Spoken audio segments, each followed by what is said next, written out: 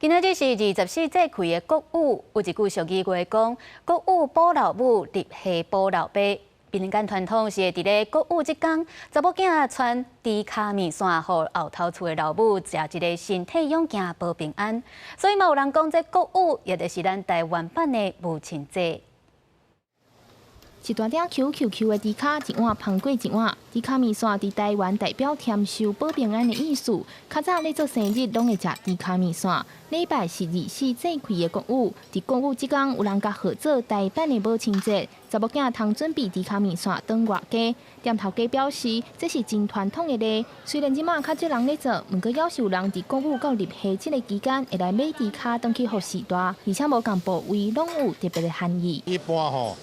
猪脚、骹地就讲食过运的啦，腿肉就食富贵的啦，猪尾就食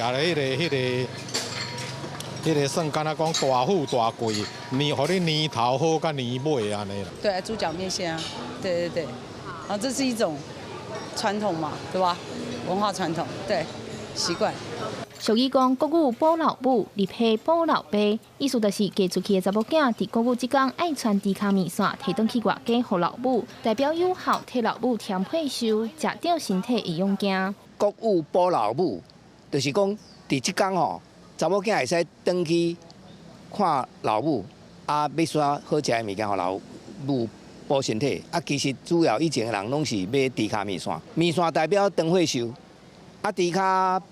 咱以前的人拢食啥补啥，食骹补骹。啊，人若要健康，就是两支骹爱足够行。但伊国文表示，这算是古早咧，以前的人传落来的。伫咧国语会当转去和老爸老母见面一下，总是寡好康的转去，也是维持亲情的一种真好的办法。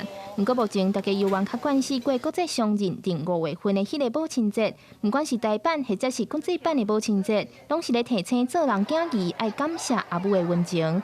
记者中嘉的曾俊佑台北新闻报道。